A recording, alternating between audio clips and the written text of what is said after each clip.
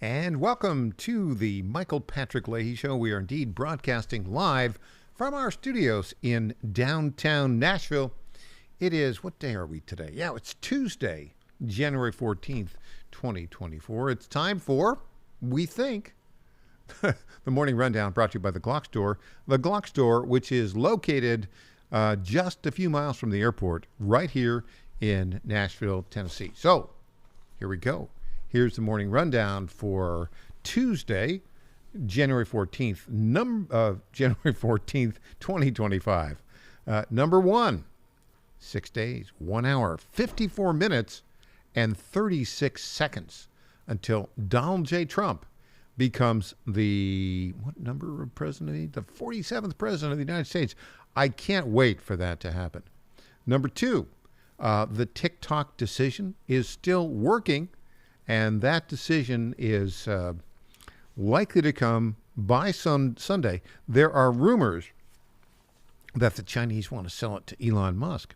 Will they do it? Kevin O'Leary, not so sure he wants it sold to Elon Musk. He and Frank McCourt are putting a deal together. What they say is that what they say is that it's Trump's deal to put together. Number three, LA fires continue. Mayor Bass there is promising, she promised, wait for this, Mayor Bass promised that she would not go overseas before she was elected. But guess what? That's exactly what she did. Number four, confirmation hearings for Pete Hegseth are going on today in Washington, D.C. He's now a Tennessean. He's been this morning, was escorted to the confirmation hearing room by Senators Marsha Blackburn and Senator Bill Hegseth. Senator Bill Hagerty. Getting our H's mixed up there. Number five, the Tennessee General Assembly is convening for an organizational meeting today. It's not the regular session. That doesn't start till February 3rd. There's a report. There may be a special session of the Tennessee General Assembly that will begin on the week of January 27th. And number six, Tim Burchett. He's got some really breaking stories about, did you know the United States is still sending money to Afghanistan? Oh, yeah, going directly to the Taliban. So there you go. There is the morning rundown for Tuesday, January 14th, 2025.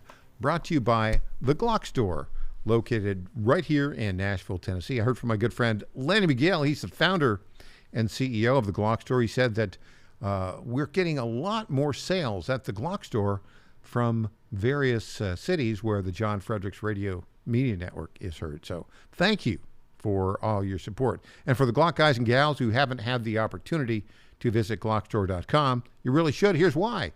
Not only do they always have every Glock in stock, they only stock the very best parts and accessories, including hard-to-find Glock factory parts like the Glock Performance Trigger, and they know they're the best because they personally test each and every one. If Lenny McGill doesn't like a Glock part or accessory, it doesn't get on the website, period. And if he really likes a product, he features that product on his incredible YouTube channel. Yeah, Lenny McGill has a YouTube channel. Nearly 1,000 videos, 99% thumbs up. And if you're not a fan yet, you should be. Go to youtube.com/@GlockStore. You soon will be. That's youtube.com/@GlockStore. And don't forget, go to GlockStore.com. Sign up for their latest weekly sales letters. You'll even get a link to the latest Lenny McGill video every Wednesday afternoon. I'm proud Lenny McGill is a friend and sponsor. Visit GlockStore.com. You'll be glad you did, and so will I. Okay. Now, Pete Hegseth is now, as we speak, literally, we got this directly from Senator Hagerty and Senator Blackburn's office just a few minutes ago. Senator Blackburn and Senator Hagerty of Tennessee walked their fellow Tennessean, Pete Hegseth, into the confirmation hearing room.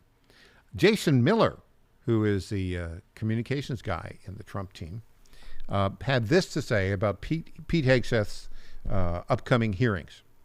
Pete's going to be completely honest. He'll be upfront, and in his one-on-one meetings that he has had, he's really dazzled, I would say, most of the senators that he's met with, his grasp of the issues, his knowledge of the Department of Defense, his readiness to step in and lead. There's a reason, Brian, where right now, as of this moment, we have dozens of veterans, Gold Star family members, supporters of Pete's, who are camped outside of the Dirksen Senate office building, ready to support him in that committee meeting today. Additionally, we have dozens of veterans will be marching up from the Vietnam Memorial to support Pete as well. That's because people believe in Pete Hegseth. They believe in President Trump. Let's get the woke out of the military and get back to the warrior spirit. That was this morning, literally this morning on Fox and Friends, Jason Miller talking about Pete Hegseth. Now, what do you want to look forward to? What's this going to be like? Okay, so it's going to be the Senate Armed Forces Committee hearing. And they are going to try, and the Democrats, many of whom refuse to meet with Pete Hegseth, which is like normal courtesy, right? He's met with like 40 members of the Senate already, but a lot of Democrats wouldn't meet with him because they are basically going to do a smear campaign on him. You know, there's been this smear campaign. The New York Times has done this piece. Oh, you know, they claim that he has an alcohol problem, and he was seen at a strip club, and they had to drag him out, carry him out. All bogus. What were their sources? Were they named sources? No. They were, in fact, anonymous sources. And that's somebody they're calling right now and say, yes, you're right. we gotta back up Pete Hegseth. And but the New York Times wants to go after him. Here's where they've missed the memo. 2025, folks, is not 2018, 2019, where they had this vicious attack on Brett Kavanaugh, all unsourced attacks, and then Christine Blasey Ford, who went after him and said, he tried to sexually assault me in high school 30 years ago. I can't remember which year it was. It was all a bunch of bogus lies. Totally a bunch of lies. I'm just going to tell you this. You're going to hear, and they might even bring stripper type witnesses, right? Who will make false claims. You might see that. Oh yeah, I saw him drunk. Really? No. I wouldn't put it against them that they might try and bring in witnesses that they know will perjure themselves. They're that low. And look, all of the problems that we have in the world right now, Donald Trump got a mandate. And if you get a mandate to be president of the United States, you get to pick your team. He's picked Pete Hegseth. Pete Hegseth, you look at all of this stuff, they talk about drinking. There's no evidence of that. That he had a drinking problem. The claims of financial mismanagement, bogus, all anonymous. But they're going to try and do that. Okay. One other thing I want to get here before we get to the rest of this. Peter Doocy and Karine Jean-Pierre had an exchange yesterday afternoon. It was kind of interesting. Here we go. Peter Doocy and Karine Jean-Pierre. Hi. Thank you, Karine. If I don't see you again in the briefing, thank you for always. You could have stopped taking the hard questions years ago, and you didn't. So we appreciate that. Over 2 years, my friend. This is let's say one last dance, right? I don't know how I'm going to fill my dance card now. How will I fill that void without you? You tell me. You tell me. Start some rumors in here, I guess. He's getting red too. Look at that. So, a week from now, it's all over. Yes. Between next Monday and 2028. 2028? Who's the leader of the Democratic Party? Oh my goodness! Wow. That is for people much smarter than I. Okay, there's a lot of people much smarter than her, more honest than her.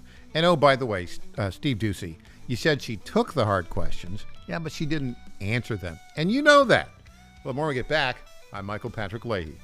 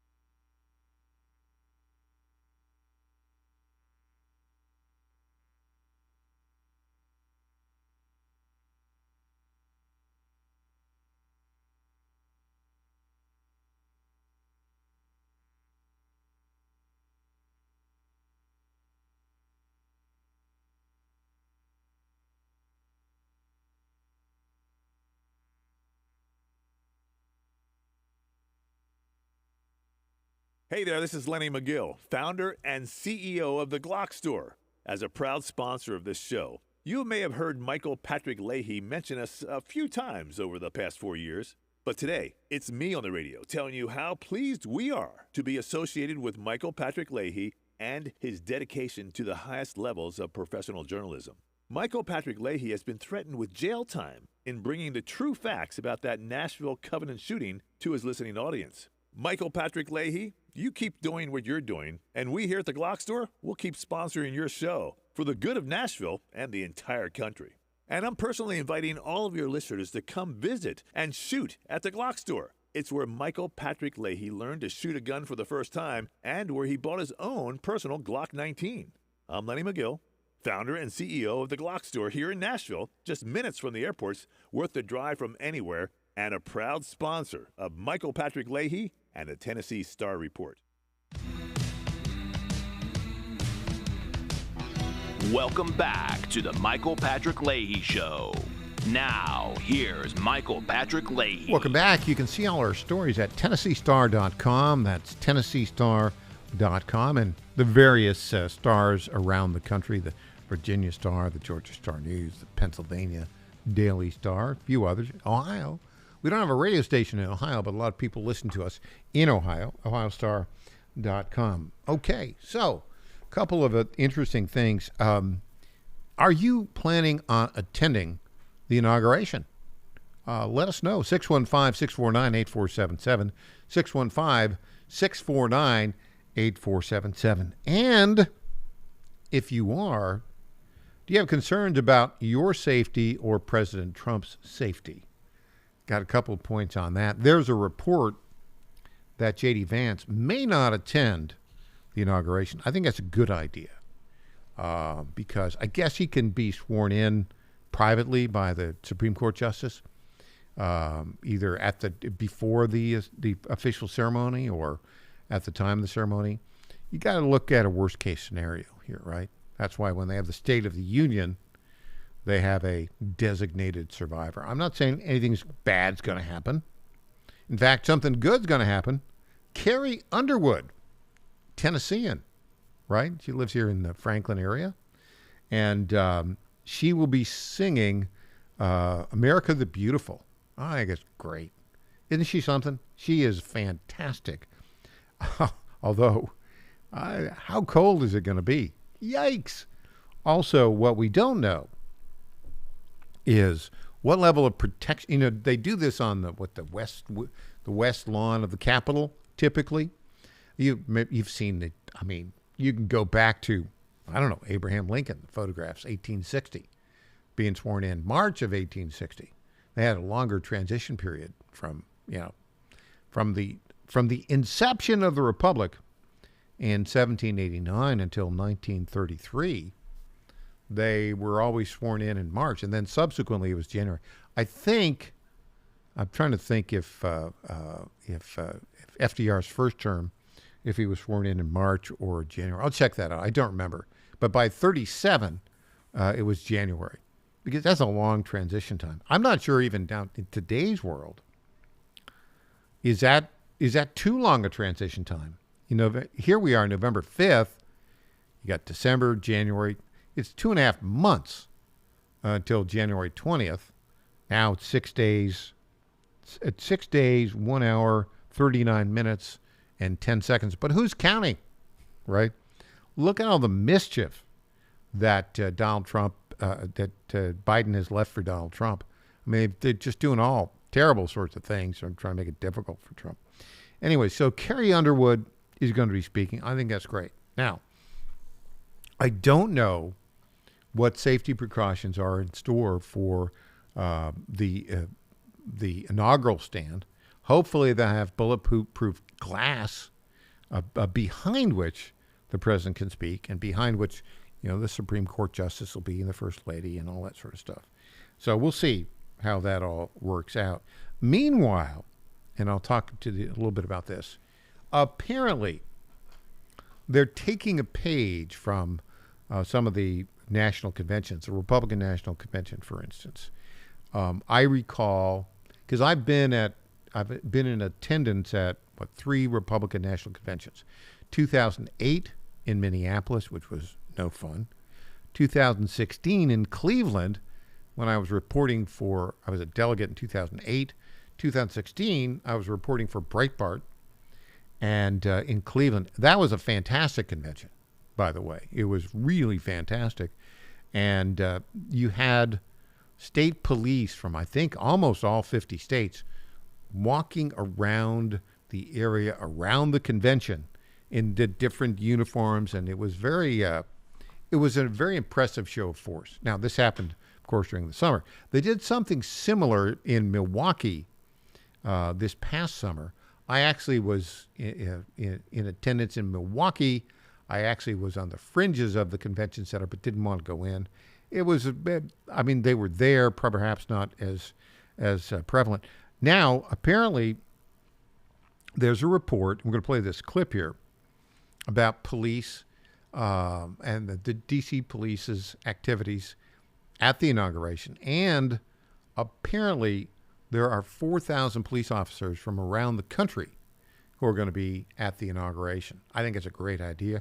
Here we go. Let's go clip 2. Our entire police department will be activated for the presidential inauguration. In addition, we'll be reinforced with nearly 4,000 officers from across the United States who were generous enough to raise their hands and commit their time to assist the Metropolitan Police Department. Those additional resources will be deployed to manage traffic, secure dignitary routes, and ensure public safety in our city. I'd like to pause and thank those officers who are coming to our city, taking time away from their families to ensure the safety and security of this event. Their commitment to our country, to this city, and their law enforcement partners are admirable. They deserve praise from us all. Also, Okay, now look, that's a very good idea, although I don't know exactly how they'll be deployed. Also, January 20th in Washington, D.C., is not like July in Cleveland or July in Milwaukee. It's summer and it's, temperature's nice. January 20th in Washington, D.C., because, it's cold. It's very cold. So, and they'll all be wearing coats, I would guess. And so I don't know what the temperature's going to be. Probably going to be, pretty close to freezing, maybe even a little bit less. And they've had a lot of snow up there. Okay. We have another clip to show what's going on with inauguration safety. Here's clip 9. So I would say what's different is we are in a higher threat environment. What is the difference in comparison to the last inauguration or previous inauguration? Last inauguration? Yeah. I would say we have a slightly more robust security plan.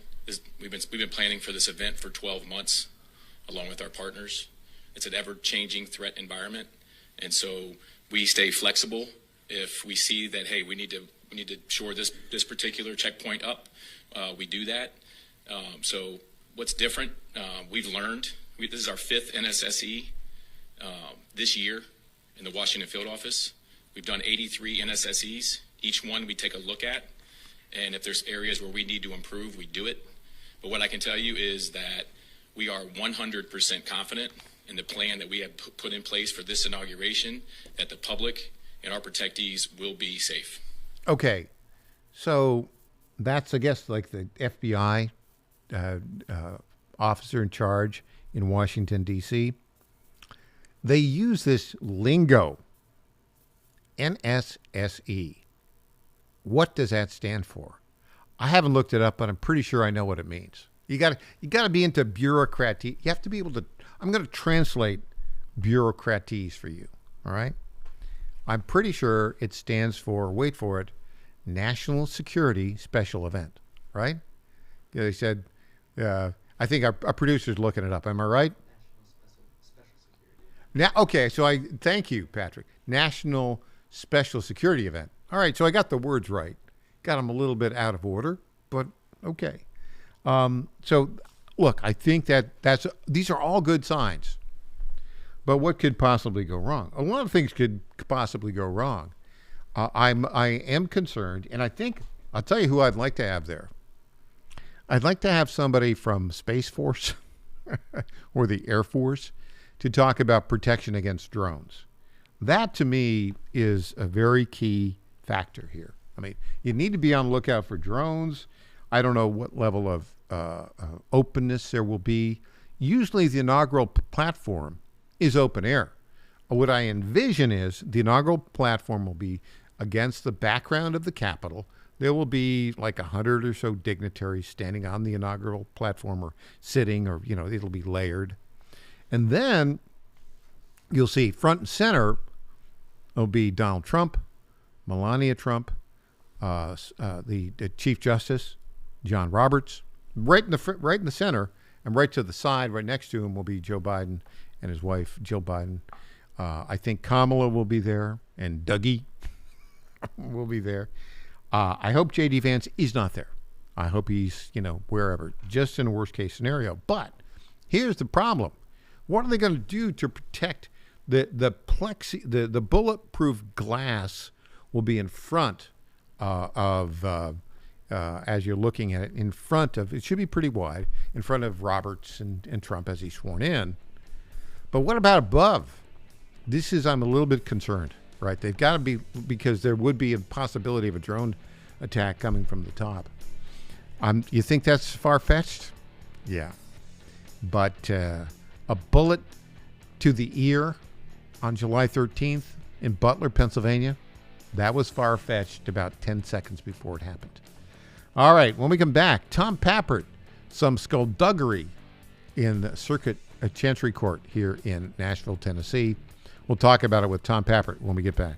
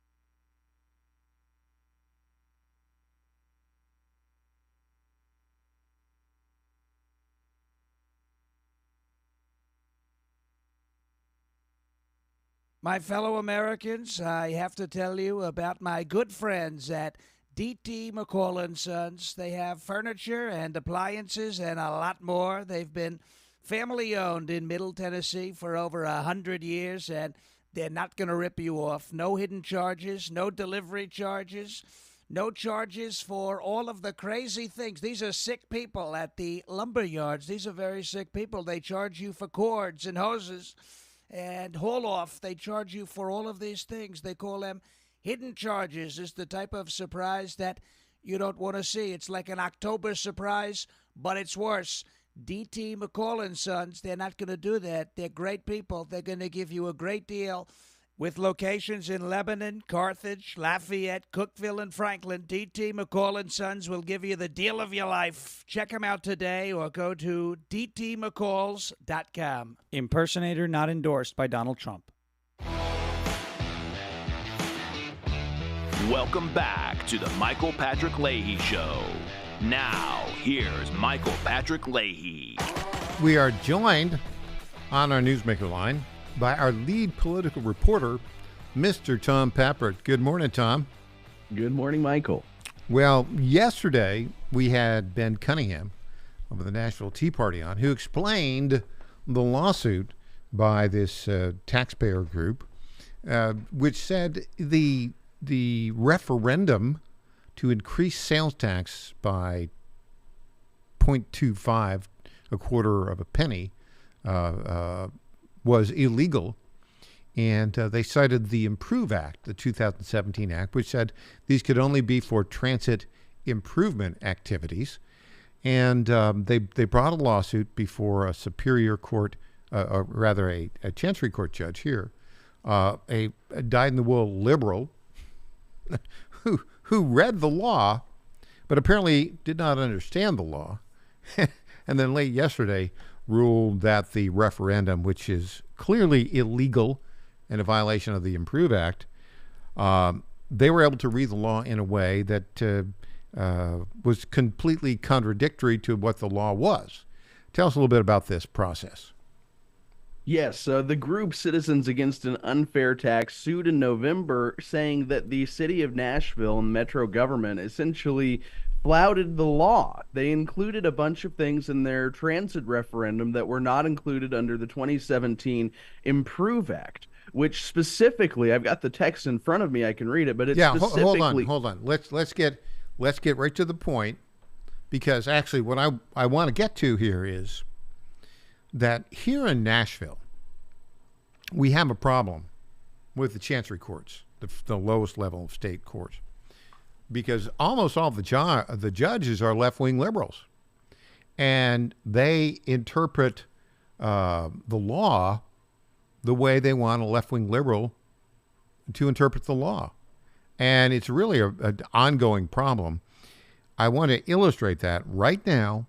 If you would read the language of the 2017 Improve Act, which apparently the judge was unable to find. Here we go.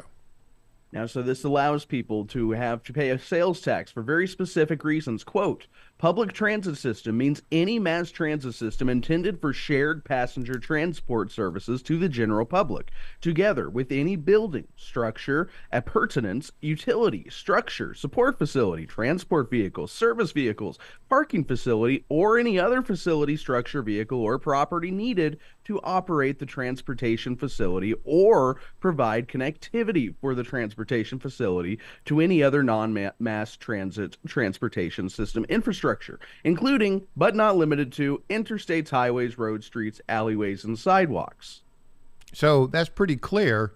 It's a shared transportation system and buildings that help you operate that system or connect to others. So if you look at this plan, they purport it to be $3 billion. It's actually $7 billion if you fully cost it out. But only about, 40% of it is for the bus system. The rest of it is for, sidewalks that go forever, lighting systems, things that are really not at all envisioned in the law itself. Well, that's exactly right. I mean, one of the more kind of exciting things about the referendum is smart traffic systems to really revolutionize the traffic system in Nashville. But again, it's not under the law. And the judge, by the way, included everything I just read in her decision, yet then in the next paragraph said, but the greater context surrounding the law means that Metro Nashville did nothing wrong. So she essentially acknowledged, in my opinion, acknowledged that the Nashville Council and Mayor O'Connell erred, and then said, but it doesn't matter because it's not an election challenge. And even if it was an election challenge, I would rule on the side of the city no matter what. So who is this judge again? Her name is Ann C. Martin. And in Davidson County, that's, Metro Nashville, Chancery Court, that's the lowest level of the trial court system in the state of Tennessee. Chancery Court judges are elected to 8-year terms? Is that right? That's my understanding. And they're almost all there's one Democrat, there's no Republican, you only get one choice, and they're, typically overwhelmingly elected by populace is, typically 2-to-1 lefty, right? Right. In Nashville. Okay, let me read what this judge said. Now we've listened to the law. Let's listen to what the judge says about the law. I'm going to read directly from her opinion. The court finds the plan meets the definition of a transit improvement program in the Improve Act so as to be eligible for the local tax surcharge set out therein. The court finds as a matter of law that the plan is, in all its elements, a transit improvement program. I'm going to pause. Shared transportation system. Traffic lights, traffic, that doesn't fit. Did the judge apparently miss that, right? Apparently she chose to miss certain parts. That seems to be what happened here. Okay, so going on, when the court says, when they say as a matter of law in an opinion, what they're basically saying, in my opinion, I'm going to read the law so that it includes this. I'll continue with the opinion. The plan consists of specified public transit system projects and services as required by the Improve Act. Plaintiffs' assertion that the transit improvement program can only be limited to the mass transit element of the public transit system misses the context of the definition of the public transit system in the Improve Act. Did you see any context there as you read the letter of the law? No, and in fact, I actually went to the state of Tennessee's kind of frequently asked questions page, which has some more kind of quotes from the law, and there is nothing about context that explains how smart traffic signals and sidewalks that are nowhere near a bus stop or a bus station, there's no context, in my opinion, that explains this judge's decision. Yeah. What they say is, she says, the definition is broad, including anything else to operate a transportation facility, quote, or provide connectivity for the transportation facility to any other non-mass transit system transportation infrastructure. It includes, but is not limited to, interstates, highways, roads, streets, alleys, and sidewalks. The Improve Act, she says, gives the local government broad discretion in how to use surcharge funds as long as they are related to the Transportation Improvement Act. That's just not true. I mean, it's just not true. No, it seems as though, again, this judge got the decision, or she knew the decision that she wanted to make, it seems, long prior to ever issuing the ruling. In fact, it was interesting. It was just a few days ago, Michael, you sent me a text in the middle of, I think it was like 7 o'clock at night, and said, hey, can you cover this? It looks like we're going to get a decision on this lawsuit prior to February 1st. Well, then, here we were at January, I believe it was 13th, the decision came out, and it seemed so early. So in some ways, this judge who seemed hasty to make a decision to help the city of Nashville and the metro government, Mayor Freddie O'Connell, she may have done the plaintiffs some favors by getting this out of the way so early and giving them plenty of time to start their appeal. Let's talk about the appeals process. The appeals process in the state of Tennessee, basically, the judge, let me see if I got the judge actually dismissed their complaint, right? Just totally dismissed it. Okay. So now that dismissal will be appealed to the Tennessee Court of Appeals. Do we think the Tennessee Court of Appeals will take up this case? I had some skepticism considering kind of the short amount of runway here. Again, the tax collections for this referendum start February 1st. But when I spoke to the Emily Evans, a committee to stop an unfair tax yesterday, she was very confident the Tennessee Appeals Court would take up the appeal because of what you talked about earlier, Michael, how the Nashville judges, these Chancery Court judges in Davidson County, are so absurdly far left. And this decision just totally dismissed every one of their claims. They're very confident that leaves them a lot of room to appeal. And the Court of Appeals, if they take it, how long will it take them to consider the case? I mean, basically what they'll do, I think, is they're only going to be I think what they're going to do is they're going to say, was the trial court judge correct in dismissing the case? They could conclude, no, the trial court judge was not correct, and then remand it to the trial court again for further review, right? They could do that. I think that may be a more likely approach. However, I think there is also a possibility, due to the short timeline here, that the appeals court could take it and make a decision themselves on the merits of the lawsuit, considering, again, the taxes are going up on February 1st. And I don't think it behooves the citizens of Nashville to have this increased tax share that they're paying, not knowing if it's even going to go anything or if they're going to get some $40 refund at the end of the year. It's just, it does not make sense for this to continue, and I think the court may take action to get a quicker decision. Yeah, and if the court were to reverse it or remand it, the city, of course, would appeal to the Tennessee Supreme Court. What would be the likelihood that the Tennessee Supreme Court would take this up? I think the Tennessee Supreme Court would be hard-pressed not to take this up. I mean, this is an allegation of essentially law-breaking from a city and its city council and its mayor, and I think that this would be something that would be very important to the Supreme Court to get this hashed out, especially considering other cities want to expand their public transit too. Well, and what's going to happen here? Here's what the core legal issue is: the Metro Nashville government and the Chancery Court judges in Davidson County are telling the state of Tennessee, your laws don't matter in Davidson County. All that matters is what we want to do. And we're not going to pay attention to the black and white letter meaning of the law. That's my view. Tom Pappert, thanks so much for joining us. Keep us posted on that. Thank you, Michael. It's been an interesting journey, and we'll see where it leads. We'll have more when we get back.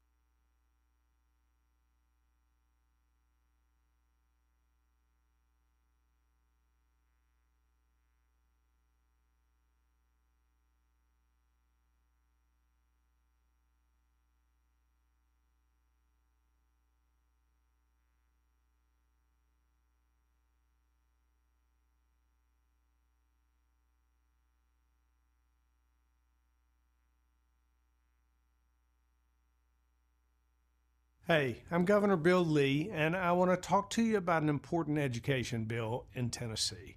Everyone knows that education has the power to change the trajectory of a child's life forever. And anyone who's raised a child knows that each one's different in their educational needs, and their learning styles, and their talents. The fact is, parents know their own children best. They know what's best for their education and their future. That's why I'm here to talk to you about Tennessee's Education Freedom Act. It empowers parents across our state to use their tax dollars to choose the school that allows their child to thrive, regardless of zip code or income, all while making significant investments in Tennessee's public education. If you want to learn how you can help make the Education Freedom Act a reality in Tennessee, go to educationfreedomact.com and write or call your state representatives. It's educationfreedomact.com. This ad is paid for by Job Creators Network. Welcome back to the Michael Patrick Leahy Show. Now, here's Michael Patrick Leahy. And welcome back to the Michael Patrick Leahy Show. Boy, lots going on today here in Tennessee, in Nashville.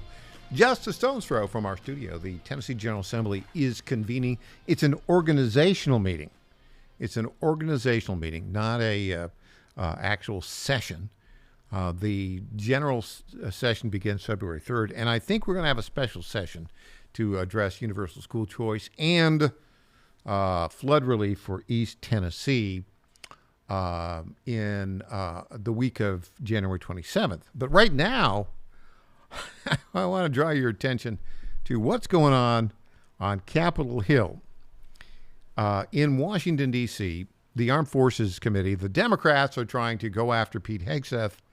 Their first effort, not going so well. There's a Democrat senator from Rhode Island. His name is Jack Reed. You'll see he's not the brightest bulb. And here, he's trying to embarrass Pete Hegseth.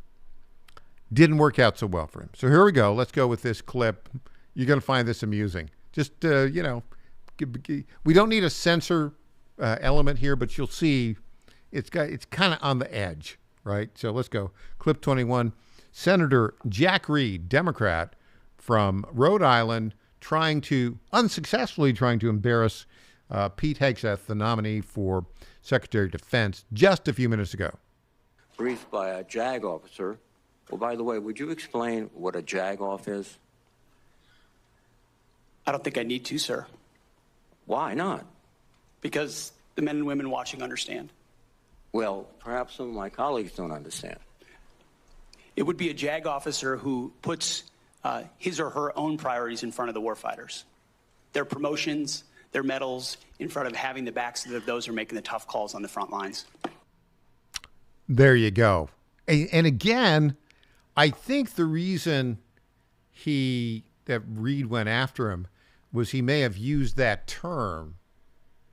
Hegseth may have, military guys use the term all the time to credit. You know what a JAG officer is? It's the attorney, an attorney that enforces military law in various levels. And, a lot of political guys come in as JAG officers. And the pejorative term would be, yeah, he's a jag-off, right? Obviously. And so there's probably somewhere where Pete referred to somebody that way, right? And he's trying to embarrass him. But Pete handled that very well. All right. Here was Pete Hegseth's opening statement, which I thought was very strong. Clip 22. The Department of Defense under Donald Trump will achieve peace through strength. And in pursuing these America First national security goals will remain patriotically apolitical and stridently constitutional. Unlike the current administration, politics should play no part in military matters. We are not Republicans. We are not Democrats. We are American warriors. Our standards will be high and they will be equal, not equitable. That's a very different word. We need to make sure every warrior is fully qualified on their assigned weapons system, every pilot's fully qualified and current on the aircraft they are flying. And every general or flag officer is selected for leadership or promotion purely based on performance, readiness, and merit.